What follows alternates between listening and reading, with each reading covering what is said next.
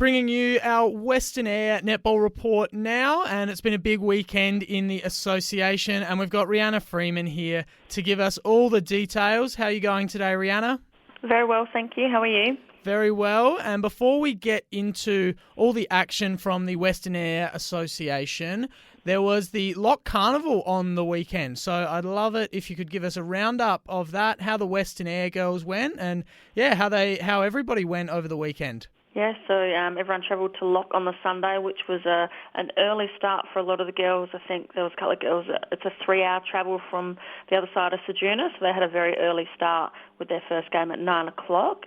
Shout out to Sarah Evans, who for Western Air, it was her Western Air's turn to run the day. So Sarah Evans put her hand up and did a fabulous job.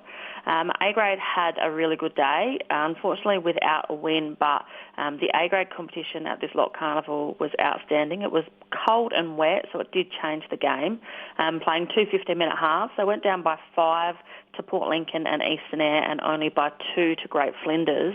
And the biggest margin of the day was actually the grand final, which was Eastern Air taking on Great Flinders with a margin of 8. So disappointing not to have got a win, but really close all day in the A grade. 17s didn't have a win for the day. Their closest game was against Great Flinders, where they lost by 8. Under 15s, also without a win for the day, but only lost to Port Lincoln by 5, who ended on to win the grand final by 6. So definitely within the playing scope for the day. Under 15s too had a win against Eastern Air by 6, and then a loss to them by 3. And Great Flinders far too strong in this under 15s too competition. Under 13s, I think the closest margin the girls had there in the team one was Eastern Air.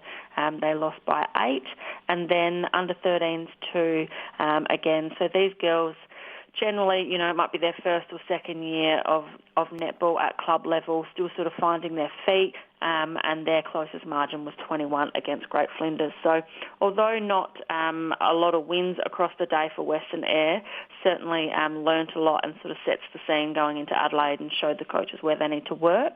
And then for the A grade, we had Alana Beard from the West Coast Hawks and Emma Willis from Wirrala, who both made top 10 of the carnival. And these girls, and not just these girls, the whole A grade side were absolutely outstanding. Alana played mostly goal defence for the day. Her defensive pressure was outstanding, and Emma played in goal shooter all day. And I don't really think there was too many defenders that better for the day. So massive congratulations to everyone who made the effort to go, including our umpires who were out in the rain all day, making sure the games could go ahead. Yes, I'll echo those sentiments. Congratulations to all involved, especially those girls getting in the top 10 there. Recognition for hard work, obviously, so congratulations to them. And although it wasn't the most successful day for Western Air, I'm sure everyone will be a lot richer for the experience. So it sounds like it was a great weekend. But back to our regular programming, we had a big weekend in round 5, and we previewed it last week. It was the 2 top teams and the 2 bottom teams playing off. So we'll start with the Blues and the Hawks, who were both seeking their first win, and it was the Hawks getting up 50-35. Yeah, I was really happy with this win. Obviously, being a Hawks girl myself, Hawks just showed real maturity, and I think for the first time this year really connected all the way down the court, which is exciting that we're sort of starting to hit that run at this point of season, and we've still got 2 more rounds of netball to go. Blues have got a really good side on paper, but just struggle a little bit on the court to put it together, I think. It's got to be said it was wet and quite cold, so it sort of did completely change the game. They've got a really tall post in Casey Grenfell at goal shooter. They probably don't always take advantage of her height and the space that she holds. But I think maybe the wet and cold conditions might have also dampened that. And also Hawks defenders in Alana Beard, who we just mentioned, got in top 10 at lock, and Hannah Chenoweth, only young but very agile, probably were the impacts there with making it hard for Casey. For Blues, their best went to Talene Ettridge, who played goalkeeper all day, had a really solid game, moved quite well on our tall Maddie Nicholson. And for Hawks, our best was Nissa Bell, who had a brilliant game at wing attack. She just sort of connected both ends, fed beautifully, and had a great game. So it was I think Hawks were up by 6 at quarter time, and then at half time 11.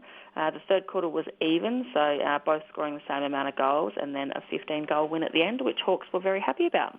All right, well done to you and your Hawks getting your first win of the season. And in our other game at Thevenard, we had Wirralur beating Thevenard 44-39. So Wirralur go through the first round of games undefeated and claim top spot on the ladder, but only just. Looks like that was a thrilling game.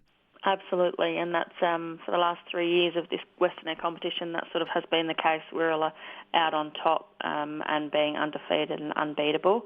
I believe, I've been told Sevi scored the first 3 or 4 goals of the game, and they came out absolutely firing and ready to go. And that has a lot to do with Nikki Sleep and Lindsay Denton both being their defenders, and young Hayley Jericho, I think normally playing at wing defence, would have come out firing and ready to go, but Wirralur won that first quarter by 1, so once Wirralur settled, they got those goals back. They're up by 9 at quarter time and then 9 at three-quarter time, so third quarter, a bit like the Blues and Hawks game, was an even quarter, which can sometimes set the scene for that final quarter, and then Wirralur coming out on top by 5, 44-39. Nikki Sleep was the best for Thevi. Normally plays goalkeeper, goal defence. She came to lock on Sunday and was absolutely outstanding. Her work ethic and ability to get around players and read the ball is fantastic, and she would have been a huge impact in this game. For Wirralur, Hayley Webb played a beautiful game at goalkeeper. She would have come up against Tracy Miller in goals, and Emma Willis, as we've already spoken about, in top form, was their best at goal shooter. So a really good game, a really close game. So Wirralur would be happy with that win, and although Sevi are disappointed in the loss, I don't think you'd be too disappointed with a 5-goal loss against the top team. No, definitely can't be disappointed with that. And the Western United Tigers, of course, had the bye on the weekend. So in a 5-team comp, we're 5 rounds in, which means everyone's played everyone once. So we have a pretty good idea of the way the ladder's shaping up. And it's Wirralur undefeated. Thevenard 3-1, only losing to Wirralur. Hawks and Western United equal on 1 win each, both beating the Ceduna Blues. And of course they drew with each other, so they're neck and neck for 3rd and 4th, and Ceduna yet to get a win in 5th place. So we'll see how the next round of games goes for all these teams. And it kicks off this weekend with Thevenard taking on the Hawks. How do you rate your chances against Thevenard, Rihanna? Look, I think this is always a really good matchup. I really enjoy playing Thevi. They're a really skilled team and well-oiled machine. Their coach, Courtney Trowbridge, who plays goal attack, they just have a good system in place. They play clean. They're all talented. They're all up and about, and it always makes for a good game. Cassie Meir still out with an injury, so that sees Tracy still playing in goals, who Tracy Miller didn't play last year but previously played for Kniba, is a brilliant goalie, and actually really keen to see her and Courtney play together. I think that'd be a beautiful combination.